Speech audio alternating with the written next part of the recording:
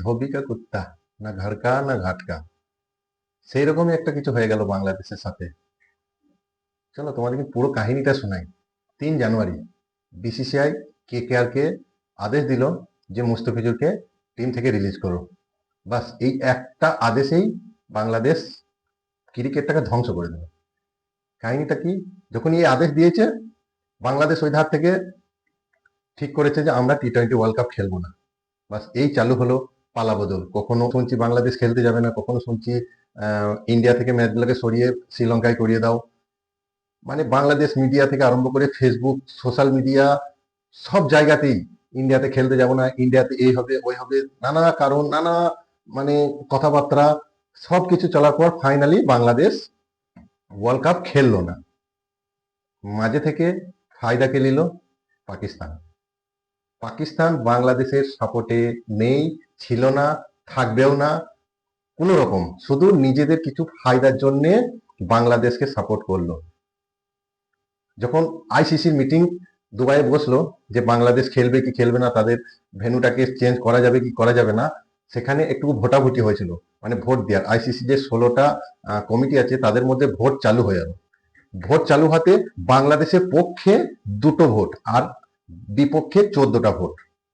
পক্ষে 2টো ভোট, তার মধ্যে বাংলাদেশ নিজের একটা আর একটা পাকিস্তানের। এদের কথাগুলো না মানা হয়, যেমন আমাদেরকে ম্যাচকে সরিয়ে শ্রীলঙ্কায় করাতে হবে, আইসিসি মানে নেই, এত তাড়াতাড়ি সম্ভবও নয়। আইসিসিরও এখানে দোষ নাই, এত তাড়াতাড়ি সম্ভবও নয়। সেই জন্য 21 নম্বর দলকে ওরা বাংলাদেশের জায়গায় খেলালো। তখন পাকিস্তান বলল যে তাহলে আমরা একটা আলাদা আইসিসি গঠন করব। ওয়ার্ল্ড ক্রিকেটে যে আইসিসি চালাই সেটাকে না করে আমরা আইসিসি আলাদা একটা গঠন করব। সেটাও হলো না। তখন বললো ঠিক আছে, আমরা প্রথম বললো যে আমরা খেলতে যাব না, আমরাও ওয়ার্ল্ড কাপ বয়কট করছি। তারপরে নানান কথা। প্রথমে ওই পাকিস্তানের যে এখন সেক্রেটারি মহসিন নাকভি, হ্যাঁ মহসিন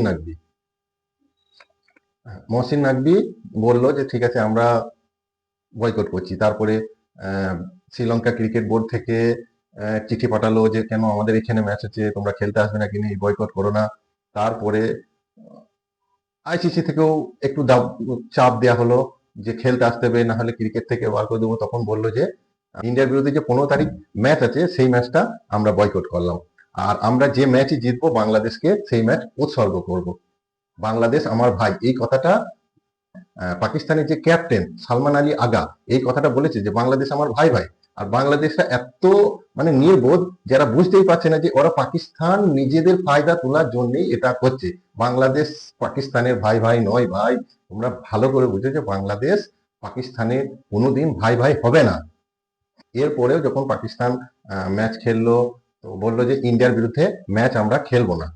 তখন আইসিসি অনেক রকম চাপ দিল যে তোমাদেরকে এই যে শেয়ার পাও, যে আইসিসি থেকে পয়সা পাও সেটাকে বাদ দেওয়া হবে।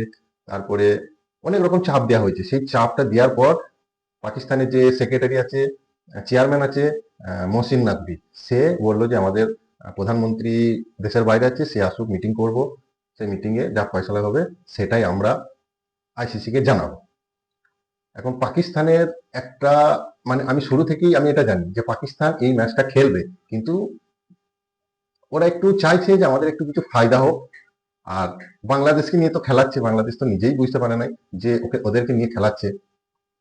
তারপরে যখন মিটিং এর দিন এলো তখন মাঝের লোক যে দু ভাইয়ের মধ্যে যেরকম ঘরে ঝগড়া হলে দু ভাইয়ের মধ্যে একজনা মাঝামাঝি লোক থাকে, নিয়ে দুজনের মধ্যে একটু বোঝাপড়া করিয়ে দেয়। মাঝের লোকটাকে কাকে রাখা হলো?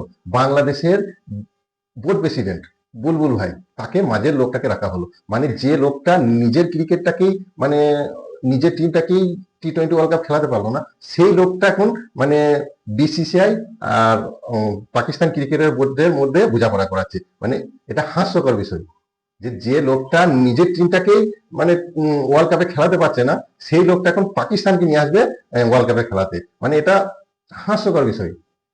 আমরা যদি ভারতের বিরুদ্ধে 15 তারিখে ম্যাচটা খেলতে চাই, আমাদের 3টে শর্ত আছে। 3টে শর্তের মধ্যে হচ্ছে 1 নম্বর হচ্ছে যে একটা ত্রিদেশীয় সিরিজ, মানে 3টে দলকে নিয়ে একটা সিরিজ করতে হবে। 1 নম্বর ইন্ডিয়া, 2 নম্বর বাংলাদেশ, আর 3 নম্বর হচ্ছে পাকিস্তান। 2 নম্বর শর্ত হলো যে আমাদের আইসিসির যে রেভিনিউ, মানে আইসিসির যে পার্সেন্টেজ আমাকে দেওয়া হয়, মানে পুরো যে লাভের অংশ দেওয়া হয়, সম্ভবত 33% পাকিস্তানকে দেওয়া হয়, সেই জায়গাটা আমাদেরকে 40% দিতে হবে। আর 3 নম্বর শর্ত হলো যে বাংলাদেশকে কোনো ফাইন করা হবে না। এখানেও বাংলাদেশ বুঝতে পারছে না যে ওদের ফায়দাটা বেশি, বাংলাদেশের কিছু ফায়দা নাই। এবার বাংলাদেশকে ফাইন আদৌ আইসিসি করতো না, কারণ বাংলাদেশ একটা ছোট, খুব অল্প টাকা ক্রিকেট বোর্ড, ছোট। আইসিসি এত হয় না যে ওকে ফাইন করে দিত, কিন্তু তবুও দেখলো পাকিস্তান যে এটাকেও ভরে দিই, তাহলে বাংলাদেশের সাপোর্টাররা আমাদেরকে ভাই মনে করবে। বাস, তৈরি হয়ে গেল ইন্ডিয়া পাকিস্তান ম্যাচ। আইসিসি এই তিনটের মধ্যে একটাই মেনেছে যে বাংলাদেশকে ফাইন করবো না। বাকি এই দুটোর মধ্যে পরে বলছে বোর্ড মিটিং এ আবার 16টা যখন মেম্বার একসাথে হবে, বোর্ড মিটিং হবে, তখন ভাবা যাবে। এইটা বলে পাকিস্তানকে এখন রেখে দিয়েছে। বাকি একটা মেনে নিয়েছে। আর একটা ফায়দা হয়েছে বাংলাদেশের, যে 31 সাল পর্যন্ত একটি আইসিসি ইভেন্ট হোস্ট করতে পারবে, মানে ওদের দেশে যে কোনো একটা আইসিসি ইভেন্ট, মানে যে কোনো একটা টুর্নামেন্ট আয়োজন করার দায়িত্ব ওরা বাংলাদেশে পাবে। সেখানে ভারত যায় না যায় সেটা পরের কথা, কিন্তু বাংলাদেশ একটা 2031 সালের মধ্যে একটা মানে টুর্নামেন্ট হোস্ট করতে পারবে। এটা হচ্ছে এখন পর্যন্ত এই ফয়সালাটাই হয়েছে। বাকি প্রথম থেকেই বাংলাদেশ কি বলবো, বাংলাদেশকে ঘোল খাইয়ে দেওয়া হলো। আর পাকিস্তান নিজের ফায়দাটা তোলার চেষ্টা করছিল। এখানে পাকিস্তানের কোনো লস নাই, লাভ হলে হবে, লস তো কিছু নাই, তারা তো খেলবেই। এবার ওরা চাইছিল যে আমাদের কিছু যদি লাভ হয় তা হোক এর মাঝে, মানে শুদ্ধ বাংলাদেশকে একটু চড়িয়ে ওদের ক্রিকেটটাকে ধ্বংস করতে চাইছে। বাংলাদেশ তো বুঝতেই পারলো না। আর এই যে বুলবুল ভাই যার কথা বলছি, একদম গর্ধম মাল খেলো, নিজের দেশের ক্রিকেটের ক্ষতি করে অন্যদের গাছে তুলছে। বাকি আমার মতে 15 তারিখে ম্যাচ শ্রীলঙ্কায় কলম্বোতে ইন্ডিয়া পাকিস্তানের ম্যাচ হবে, সে যে কোনো উপায়ে। কেননা আইসিসি নিজেই বলছে যে 40% মানে রেভিনিউ, যেটা লাভের অংশ, এই ইন্ডিয়া পাকিস্তানের ম্যাচের মধ্য দিয়েই আসে। তাহলে সে ম্যাচ কি করে ওরা বাদ দিতে পারে? বাকি ম্যাচ হবে। এখানে ক্ষতি বলতে বাংলাদেশেরই হলো। ওই দুটো, একটা ইভেন্ট আইসিসির ইভেন্ট টুর্নামেন্ট হোস্ট করার দায়িত্বটা পেলো। বাকি যে এই টুর্নামেন্টে থেকে কম কম করে না হলেও 480 করোড়ের মতো বাংলাদেশি টাকাতে পেত, সেইটা চলে গেল ওদের।